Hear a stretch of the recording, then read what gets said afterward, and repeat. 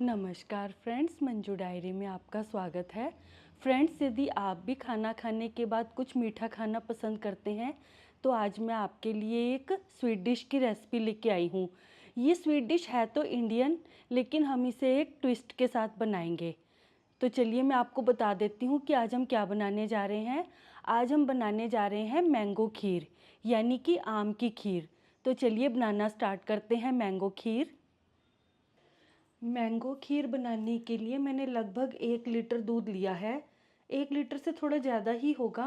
उसके उसके अगेंस्ट मैंने ये 3/4 छोटी कटोरी चावल लिए हैं। खीर बनाने के लिए आप साबुत चावल की ना लें, उसकी जगह आप टुकड़ा चावल लें। जो मिनी मोगरा चावल आते हैं ना, आप वो लीजिएगा। उससे खीर बहुत ही अच्छी बनती है। मैं इन चावलों को 2-3 बार धो के और लगभग आधे घंटे के लिए भिगो देती हूँ। इन चावलों को भीगते हुए लगभग 1 घंटा हो गया है। अब हम खीर बनाने का प्रोसेस शुरू करते हैं। सबसे पहले मैंने गैस जलाकर उसके ऊपर मैंने दूध चढ़ाया है।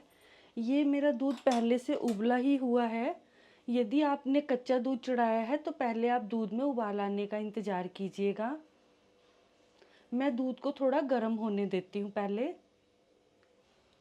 दूध हमारा गर्म होने लग गया है। अब मैं इसमें ये भीगे हुए चावल डाल देती हूँ।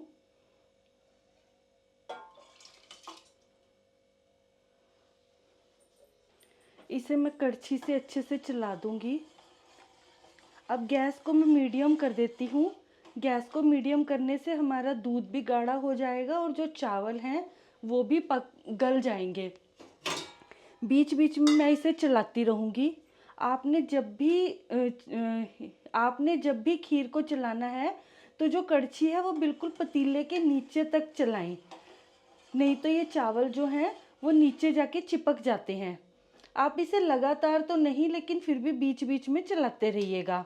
एक बात मैं आपको बताना चाहती हूँ, आप जब भी खीर बनाएं तो जो टुकड़ा चावल होते हैं उसकी खीर बनाएं। साबुत चावल की खीर इतनी अच्छी नहीं बनती। जो मिनी मोगरा चावल आते हैं ना मार्केट में, उसकी खीर बहुत अच्छी बनती है। तो आप टुकड़ा चावल ही लीजिएगा खीर बनाने के लिए और इसे बीच बीच में चलाते रहिए। अब मैं इसको तब तक पकाऊंगी जब तक कि हमारे चावल अच्छे से गल ना जाएं। जब तक हमारी ये खीर पक रही है तब तक मैं थोड़े से ये काजू और बादाम ले लेती हूँ।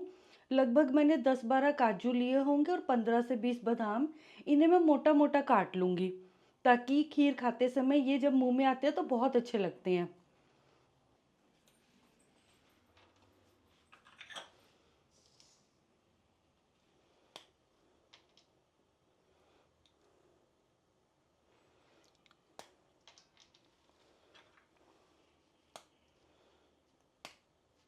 ये एक बादाम के मैं 3 पार्ट कर रही हूँ।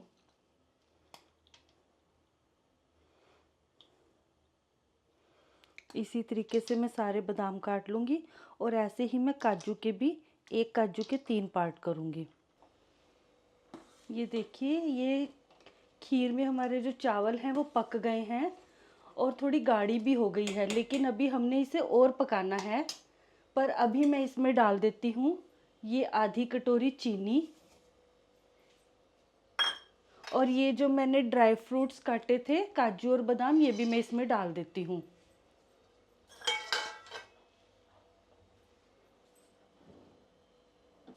साथ ही मैं इसमें डाल दूंगी ये आधा छोटा चम्मच इलायची पाउडर। इसे चला दूंगी और थोड़ी देर और पकने दूंगी। बस एक बात आपने ध्यान में रखनी है कि इसे थोड़ी थोड़ी देर के बाद चलाते रहना है और गैस को आपने मीडियम टू लो ही रखना है। अभी हम इसे और पकने देते हैं।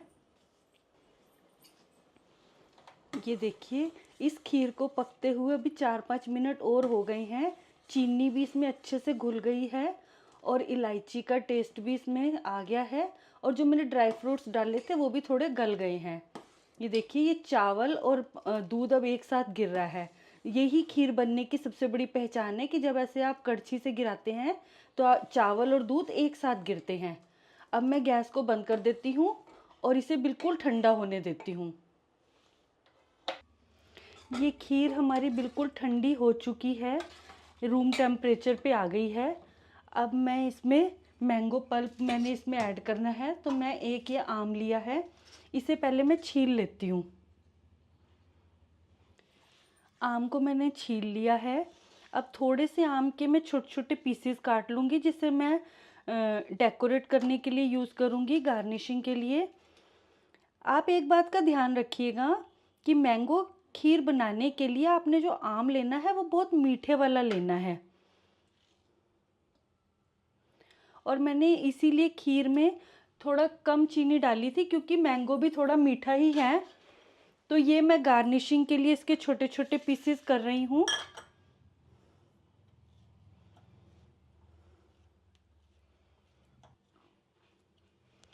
ये इतना आम हमें गार्निशिंग के लिए ठीक है, बाकी से मैं मैंगो पल्प बना लूँगी। मुझे लगभग 1 कटोरी मैंगो पल्प चाहिए। तो ये इतने में हमारा 1 कटोरी मैंगो पल्प हो जाएगा। यदि आपके आम छोटे हैं तो आप 2 ले लीजिए। ये क्योंकि बड़ा आम था तो मैंने 1 ही लिया है। इसे मैं ग्राइंडिंग जार में डाल के पीस लेती हूँ।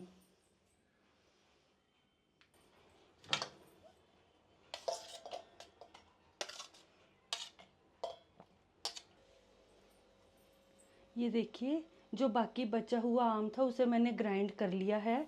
अब मैं इसे इस खीर में मिक्स कर देती हूँ।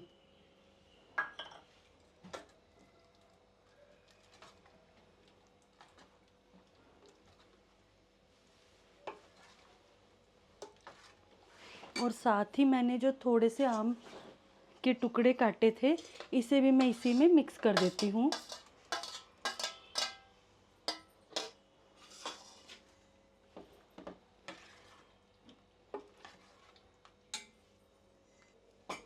अब इस खीर को मैं इस बाउल में ट्रांसफ़र करके इसे फ्रिज में ठंडा होने के लिए रख देती हूँ।